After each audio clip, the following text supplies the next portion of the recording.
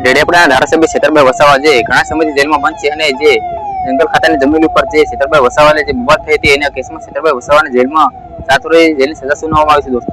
તો એમને લઈને અત્યારે બહુ મોટા સવાલ થઈ રહ્યા છે કે કાલે દિલ્હીના વડાપ્રધાન શ્રી અરવિંદ કેજરીવાલ સાહેબ અને ભગત માનજી સર વડોદરા સેન્ટ્રલ જેલમાં છેતરભાઈ વસાવાને મળવા ગયા હતો દોસ્તો. તો સોશિયલ મીડિયા વાળાને પણ જોડે અરવિંદભાઈ કેજરીવાલે વાતચીત કરવામાં નથી આવી. તો એમને લઈને સોશિયલ મીડિયા વાળા અને આમ આદમી બધા લોકોની પણ સવાલ ઉભા થઈ રહ્યા કે છેતરભાઈ વસાવાને લઈને શું છેતરભાઈ વસાવા હવે જેલની બહાર આવ્યા છે અને જે તારીખ પાડવામાં 24 ઓગસ્ટ તો એમને છેતરભાઈ વસાવા પહેલા આવશે કે છેતરભાઈ વસાવાને બીજી તારીખ પાડવામાં આવશે. એમને લઈને ત્યારે બહુ મોટા સવાલ ઉભા થઈ રહ્યા કે અરવિંદભાઈ કેજરીવાલે કેમ સોશિયલ મીડિયા વાતચીત નથી કરી અને છેતરભાઈ વસાવા જે એમને તારીખ પાડવામાં આવી રહી છે તો એમને લઈને પણ લોકોનો બહુ મોટો અત્યારે સવાલ છે કે છેતરભાઈ વસાવા ની બીજી તારીખ પાડવામાં આવશે કે છેતરભાઈ વસાવા જેલની બહાર આવી છે. તો તમે આ લાઈવ વિડીયો જોઈ શકો છો. છેતરભાઈ વસાવાને જે ભગત માનજીને અરવિંદ કેજરીવાલ સાહેબ મળવા ગયા હતા તો તમે આ વિડીયો જોઈ શકો છો. તો દર્શક મિત્રો, જે છેતરભાઈ વસાવાને 7 વર્ષની જેલની સજા સુનાવવામાં આવી છે ને આપણા આદિવાસી સમાજ માટે ને છેતરભાઈ વસાવા માટે ગોપાલભાઈ ઇટાલિયાને શું કેવું છે તો તમે ગોપાલભાઈ ઇટાલિયાનો લાઈવ જે મળતે વિડીયો જોઈ લીજો અને તમે અમારા ચેનલ પર નયા તો લાઈક શેર સબસ્ક્રાઇબ કરી દેના દોસ્તો અને શેર જરૂર કરના. ચલો તમે વિડીયો જોઈ લો અને તમે નવા વિડીયો જોવા મળતા રહેશે આદિવાસી સમાજ લેકે. તો તમે આ ચેનલ સબસ્ક્રાઇબ કરી નાખજો. ચલો તમે એમનો વિડીયો જોઈ. ગુજરાતભરમાં છેલ્લા ઘણા વર્ષોથી આદિવાસી સમાજ સાથે ખૂબ અન્યાય થતો હતો.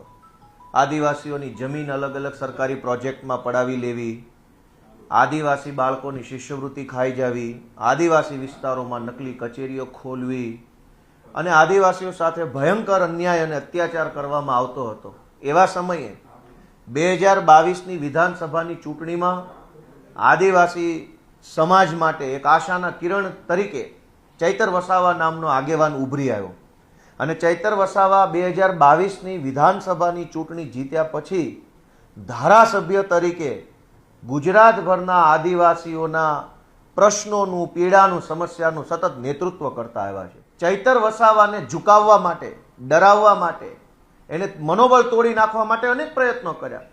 ગૃહમંત્રીએ ડેડિયાપાડા જઈને અનેક સભાઓ કરી, પ્રધાનમંત્રી ડેડિયાપાડા આવ્યા, અનેક મોટા મોટા નેતાઓ ડેડિયાપાડા જઈ અને ચૈતર વસાવાનું મનોબળ તોડવા, ચૈતર વસાવાને તોડી પાડવા માટેની કોશિશ કરી.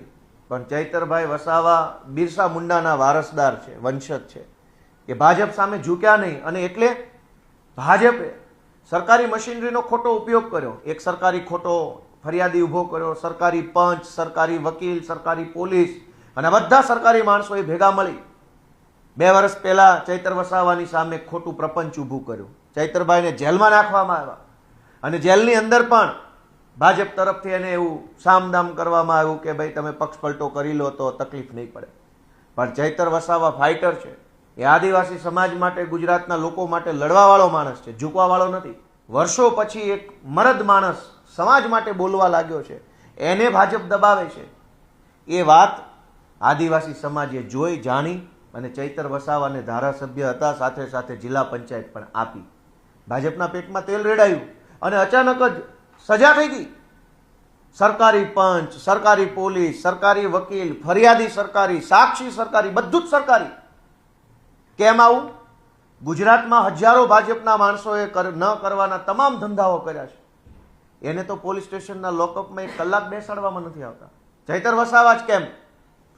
કેમ કે ચૈતર વસાવા ઝૂકતો નથી, ડરતો નથી, ઊભો રહેતો નથી. એ સતત લડ્યા કરે છે, અવાજ ઉઠાવ્યા કરે છે. વિધાનસભાથી લઈ સડક સુધી આદિવાસી સમાજ નારાજ થયો છે, દુઃખી થયો છે. ભાજપે જે ષડયંત્ર કરીને આદિવાસીઓના અવાજને દબાવવાનું જે કામ કર્યું છે એનો જવાબ ચૈતર વસાવા આપશે. આમ આદમી પાર્ટી તો આપશે જ આપશે, પણ આદિવાસી સમાજ ભાજપને જવાબ આપવાની છે.